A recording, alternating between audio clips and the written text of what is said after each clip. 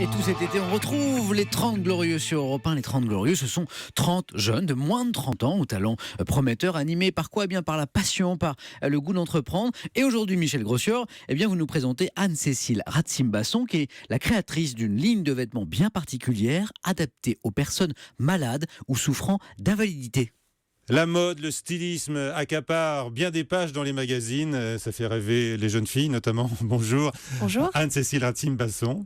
Merci d'être avec nous. La mode vous a toujours fait rêver, vous aussi?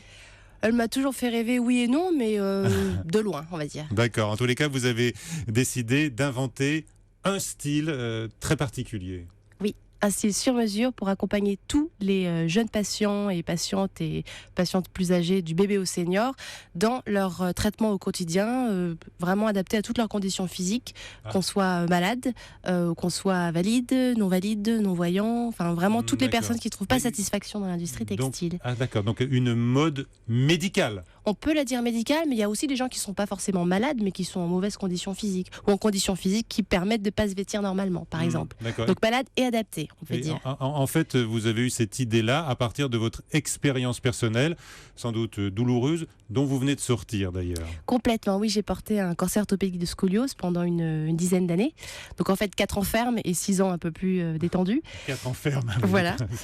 Et oui, effectivement, j'ai trouvé que c'était compliqué de se vêtir à ce moment-là, parce qu'un cancer orthopédique, on l'a tout le temps sur la peau. Donc en plus, je vis à Nice, donc il fait chaud, donc il fallait trouver un peu des systèmes D. Et c'est comme ça que j'ai commencé.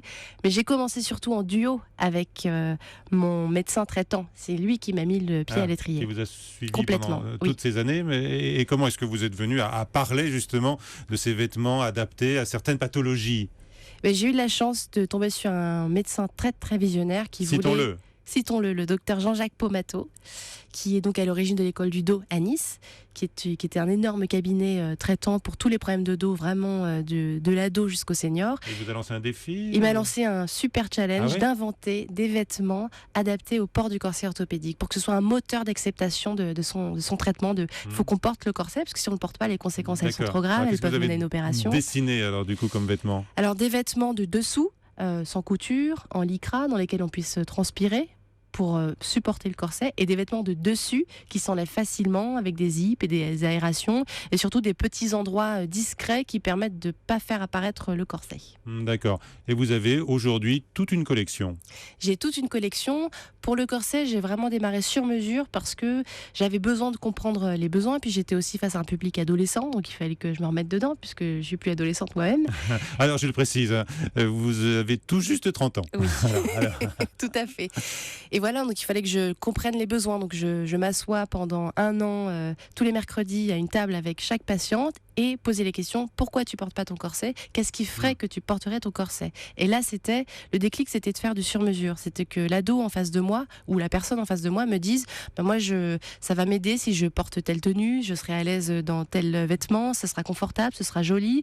Et c'est comme si on l'a créé en duo. Moi, je fais qu'aiguiller, je suis presque que l'exécutante, et la personne crée vraiment sa tenue. Les malades, donc je le disais, qui sont également porteurs d'autres pathologies. Absolument. En fait, pour tout le monde. Expliquez alors là, j'ai amené quelques prototypes. Ah ben oui, je vois sur la table. Par exemple, quand on porte une petite pompe à insuline, non diabétique de type 1, il faut la placer quelque part. Et donc, il y a un fil qui est donc la tubulure, et c'est gênant, et il faut penser à tous les publics, parce que ça touche majoritairement les enfants, mais après, c'est une maladie chronique, donc on vit avec. Votre solution? Ici, c'est un petit harnais pour faire du sport, ou même pour les bébés à mettre dans le dos, où on glisse la pompe à l'intérieur, on porte le harnais devant ou dans le dos, tout est réglable, donc ça sort pas, et c'est pratique pour tout le monde. Les autres, là, les autres, par exemple, ce sont pour les personnes qui sont en fauteuil roulant, donc ce sont des petits manchons qui permettent de ne pas s'abîmer ni les vêtements, ni la peau, ni avoir aucune impureté de la rue, puisqu'en fait on met par-dessus ces vêtements, et c'est quand on est en fauteuil roulant, donc pour que la roue n'abîme rien.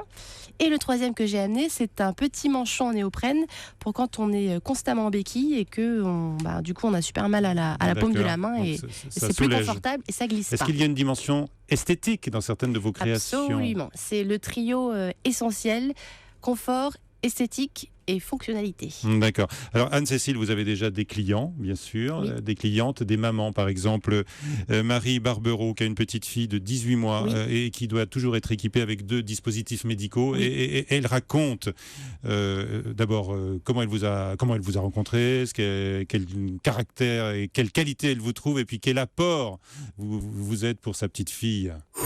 C'est vrai qu'Anne-Cécile est une personne déjà quand même assez attachante. Elle est toujours gaie, toujours avec le sourire, toujours positive.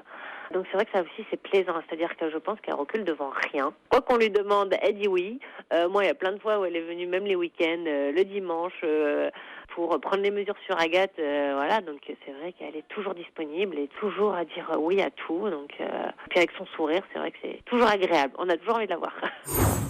Alors pour Marie et toutes les mamans, Anne-Cécile, vous êtes disponible même le dimanche, donc. Hein. Oui, je travaille aussi le dimanche. Mais Ouais. il faut dire aussi que sa petite Agathe est un amour, donc on ne peut pas refuser. C'est une petite fille rayonnante et de savoir... C'était mon premier bébé sur lequel je pouvais travailler, pour le dire dans ces termes-là, avec ce type de pathologie. Donc moi, c'était le challenge hyper excitant de faire des vêtements pour bébé pour ce type de pathologie, donc d'inventer des nouveaux systèmes. Et donc oui, c'était vraiment très passionnant à Alors, faire. vous avez reçu le Grand Prix du jury des talents des cités, qui est remis tous les ans au Sénat. Vous avez déjà beaucoup de clients. Comment est-ce que vous voyez le développement de votre petite entreprise de vêtements ? Je le vois à deux échelles. En fait, Oui. vu que je fais du sur-mesure et du standardisé, moi, clairement, je ne peux survivre économiquement que si j'ai des commandes standardisées, si j'ai des grosses commandes d'entreprise, médicales ou de santé, pour moi, me permettre de faire du sur-mesure à côté. Alors, l'une de vos partenaires, c'est notamment Marine Fourment, Oui. qui dirige une entreprise de prestataires de prestations à domicile, de médicales, bien sûr, qui s'appelle Homeperf et qui nous fait part de son expérience avec vos articles textiles. En leur proposant ces pochettes, ces étuis, ces clips, enfin il y a plein de petites choses qui leur permettent un petit peu dédramatiser, démocratiser et puis démystifier un peu tout ce matériel de traitement. On le voit dans les yeux des enfants quand on leur propose les ceintures qu'ils peuvent choisir la couleur de l'élastique, le tissu. C'est doux, c'est fonctionnel. Quand ils peuvent choisir quelque chose alors que tout le reste leur est imposé, c'est un petit morceau de joie dans une situation qui est souvent un peu compliquée à gérer. Voilà, on comprend bien. Avec Marine, jointe par Julien Cotreau, tout ce que vous apportez aux personnes malades. On vous souhaite bonne chance pour développer votre entreprise et puis pour que vous puissiez diffuser vos produits à une très grande échelle. Quelle est la personne, Anne-Cécile Ratim-Basson, qui a eu le plus compté jusqu'à présent dans votre parcours, dans votre itinéraire ? Je me demande si vous ne l'avez pas cité déjà. Si, sans hésitation, c'est vraiment le docteur Jean-Jacques Pomato.